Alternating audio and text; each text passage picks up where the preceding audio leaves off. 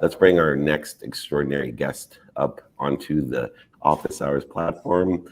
Good morning, Lindsay. How are you? I'm in keeping with the theme. I've got the lace, so I love it. Good leather. There we go. And So good to all be I with got you is guys.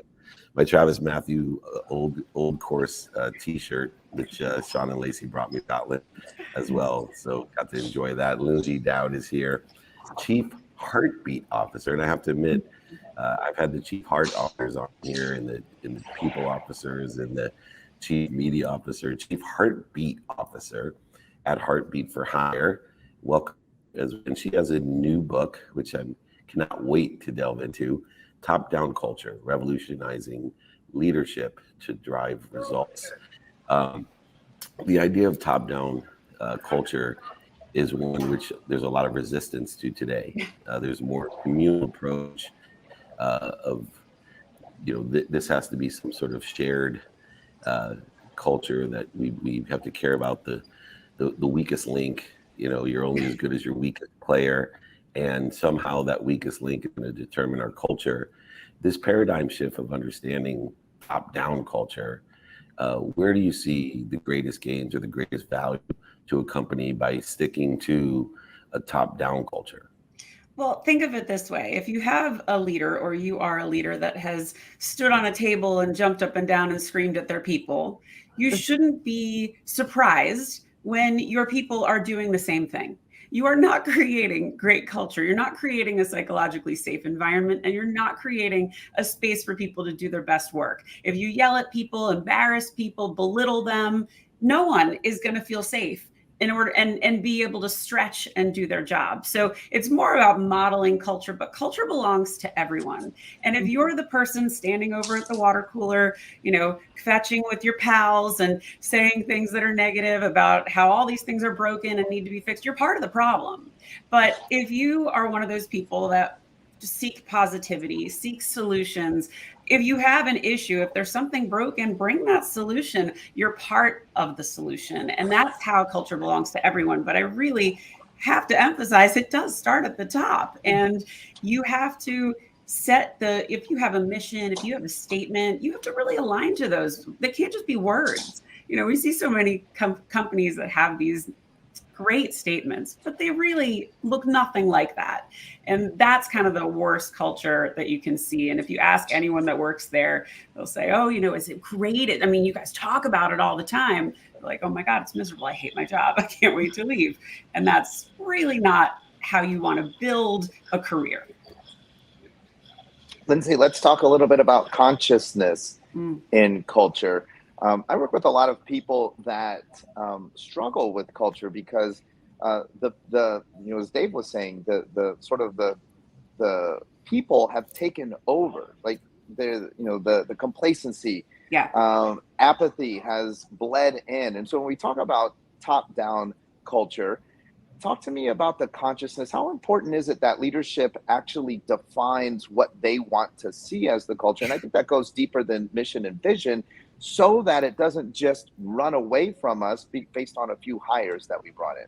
Yeah, I think when leaders take on a new team, I heard this great quote from a friend of mine the other day, and he said, when you're a new leader and you're joining a new team, you're entering someone else's house.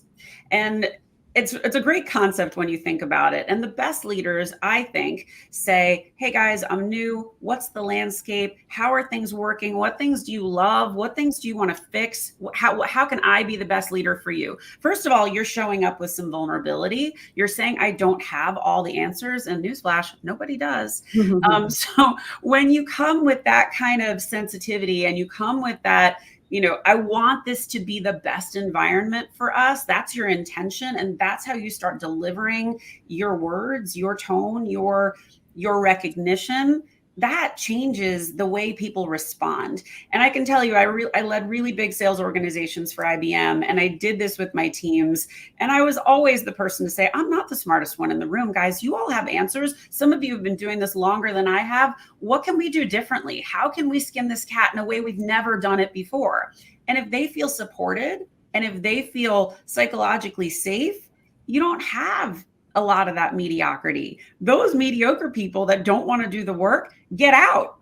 because they know somebody's going to be picking on them to do something good. And you leverage things like recognition, like delegation, to share the spotlight. It completely changes the way people respond when you're constantly lifting people up. And whether it's the people in your direct reporting chain or outside, if you recognize them and you say, hey, Sally, you supported us in getting this contract done. I'm bringing you on my all hands call. I want everyone to recognize your work. Oh my God, she's going to be so loyal to our team. She's going to be saying, I love working with that team. Those guys are awesome. They all bleed positivity. They're all trying to get better. And you know what? The whole point of all of this is we're driving results. I came from sales, so I understand, like, culture is not an easy topic to talk about in sales. People are like, quotas, that's nonsense, that's fluffy. When it's right, you drive results. And I did it quarter after quarter, year after year. I will tell you, it totally works. And you will inspire people versus demand results. And that is how people learn and grow. Lindsay, I love what you're talking about right now, because I think a lot of people go into a situation and maybe the employees are driving the culture and they don't know how to begin that shift. And some of the stuff that you just said really, I think, could empower some of the listeners to figure out how to shift the culture that currently exists. But I want to go back even further. What if you're a brand new entrepreneur and you're getting started?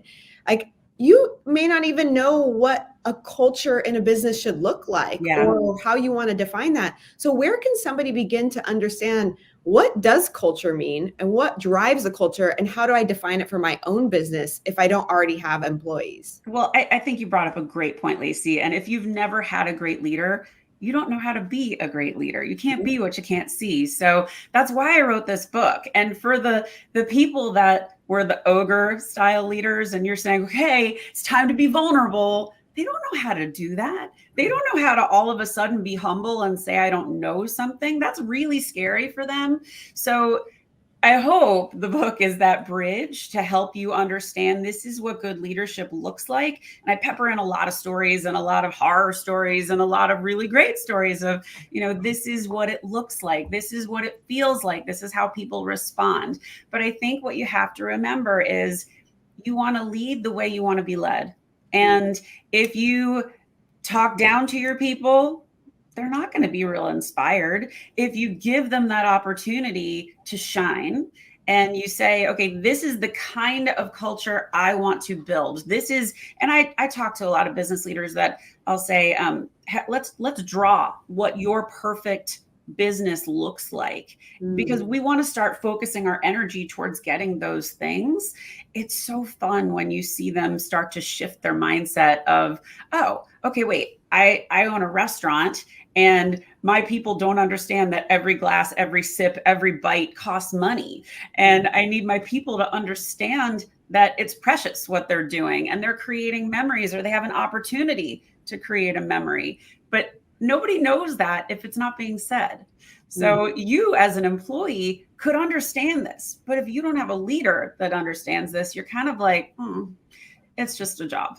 So to your point though earlier of, if you're that employee, some of the stuff I love to do, and I had people on my team doing this, was raising their hand saying, hey, is it okay if I mentor a couple people on the team? Oh my God, yeah, let's do it. And come back to me, tell me how it's going. Maybe we need to coach them. Maybe they need training. Let's figure out what that is. But those people that raise their hands, they get the opportunities. I get to advocate for them. And that's what lifts everybody up, because other people are watching and they're going, wait, I want that opportunity. How do I do that? Can I take on a project for you? Oh yeah, I got plenty, And engagement's a huge issue today.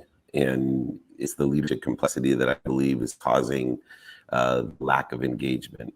And part of that, I believe, is that as leaders, a lot of us who take on a philosophy, inspiration, and can't balance in motivation, actually can be utilizing fear. If you study people like Marshall Thurber and social deviance, and understanding perturbation as a leadership quality in dose, I was curious how you felt about, it's been my experience, and I come from an older school generational, where it was all Vince Lombardi type of leadership that inspired people. And it is a mechanism to bring the best in people, that you have to have a balance and a counterbalance. Agreed. You cannot just kumbaya everyone to death about. I'm so glad. You have to. How's the best way that we perturbate people, but yet not hurt their feelings and demotivate them and have them quit because you're so mean, because you want more for them than they want for themselves.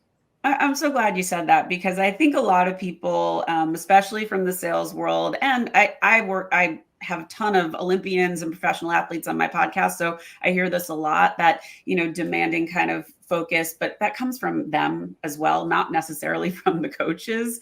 And what you have to do is what you said, is balance. And you have to be able to deliver the tough messages. This isn't fluffy, nice to haves. This is modern leadership.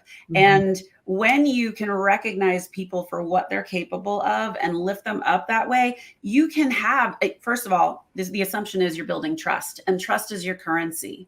If you have that trust, you are able to give the tougher feedback. And instead of being like, and this happened to me, a leader said, "Hey, I don't like what you did on that last call. You didn't represent the company well. You didn't represent us well. Do better next time." Well, how do you think I did the next time?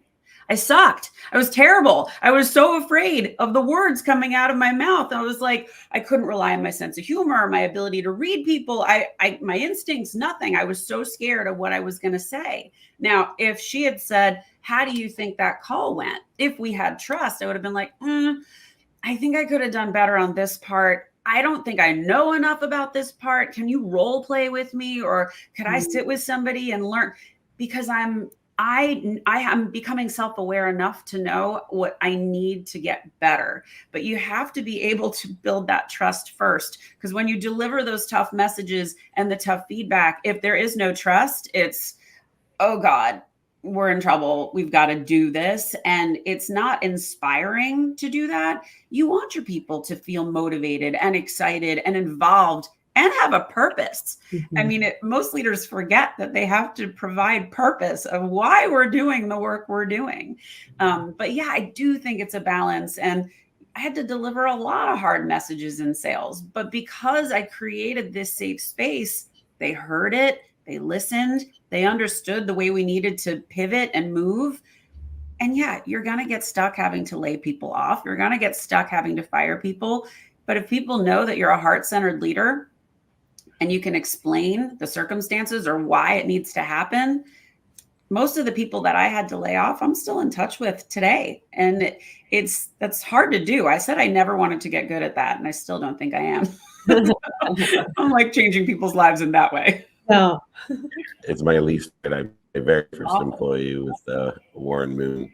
I told her it wasn't a good fit. This person I caught getting high at lunch. And she hated to talk to me for a year, but once again, I ended up officiating her wedding years later. And, that incident propelled her to a better place, a better position. Yeah. Check out the podcast Heartbeat for Hire. I'm sure you'll want to reach out to at least Lacey. I'm not sure about Leather over there or myself, but all the social media superstars, pro athletes, even award-winning journalists have been on. We love to participate in that as well. Lindsay, if you want to be a leader and you can revolutionize and drive results, you have to have the balance and counterbalance of understanding it's not what you say, it's what they hear and how to walk. And Lindsay's been doing it for years at the highest level. Thanks for pouring into our community. Please come back. We have many other shows between the three of us.